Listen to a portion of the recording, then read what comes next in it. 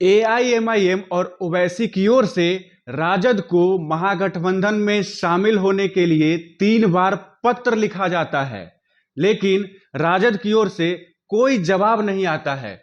पत्र को रिजेक्ट कर दिया जाता है। इसके बाद नाराज होकर ओवैसी अकेले ही सीमांचल न्याय यात्रा करने निकल पड़ते हैं। नमस्कार, आप देख रहे हैं हेडलाइंस बिहार और मैं हूं आपके साथ मयंक पांडे। देखिए, ओवैसी की पार्टी एआईएमआईएम ने महागठबंधन में शामिल होने के लिए कई बार इच्छा जाहिर की है। कई बार उन्होंने राजद को पत्र लिखा है, लेकिन राजद ने इनके इस न्योते को बार बार रिजेक्ट किया है। इनके पत्रों का कोई जवाब नहीं दिया है। एक बार प्रदेश अध्यक्ष अख्तरुल ईमान राबड़ी देवी के आवास पर भी पहुंचते हैं, गाजे बाजे और ढोल के साथ पहुंचते हैं, लेकिन दरवाजा फिर भी नहीं खुलता है और इससे नाराज होकर ओवैसी अकेले ही सीमांचल न्याय यात्रा शुरू कर देते हैं। इस यात्रा की खास बात यह है कि यह यात्रा सिर्फ और सिर्फ सीमांचल में होगी, जिसमें पूर्णिया, अररिया, किशनगंज, कटिहार जैसे जिले शामिल होंगे। इन जिलों में मुस्लिम आबादी काफी ज्यादा है और यहीं पर पिछले चुनाव में ओवैसी ने चुनाव लड़ा था, जहां पर उनकी पार्टी 19 सीटों पर चुनाव लड़ती है और 5 सीटें जीत जाती है।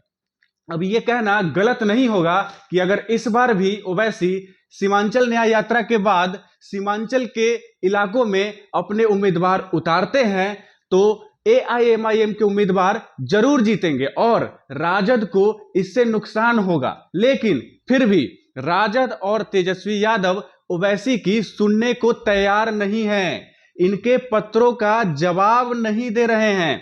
आपको बता दें कि ओवैसी ने पूर्णिया, अररिया, किशनगंज और कटिहार में सीमांचल न्याय यात्रा का शुरुआत किया है। ये यात्रा 4 दिन के लिए चलेगी, जहां पर मीडिया कर्मी ओवैसी से एक बार पूछते हैं कि उन पर भाजपा की बी टीम होने का आरोप लगता है, लेकिन ओवैसी इसका जवाब देते हैं कि हमने 3 बार राजद को और तेजस्वी यादव को पत्र लिखा, गठबंधन में शामिल होने की इच्छा जताई। हमने ये कहा कि हमें बस 6 सीटें चाहिए, लेकिन अब उन्हें यह मंजूर नहीं है। फैसला उन्हें करना है कि भाजपा की बी टीम कौन है। ओवैसी सीधे सीधे राजद पर आरोप लगा रहे हैं कि भाजपा की बी टीम महागठबंधन यानी कि राजद है।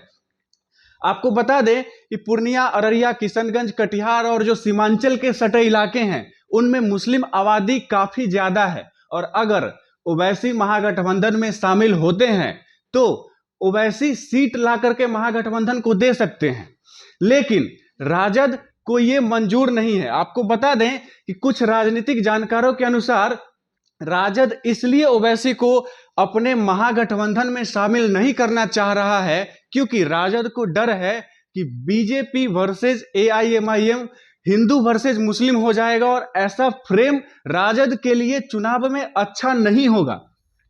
आपको क्या लगता है, क्या ओवैसी को महागठबंधन में शामिल होना चाहिए? क्या राजद को एआईएमआईएम का इनविटेशन एक्सेप्ट करना चाहिए?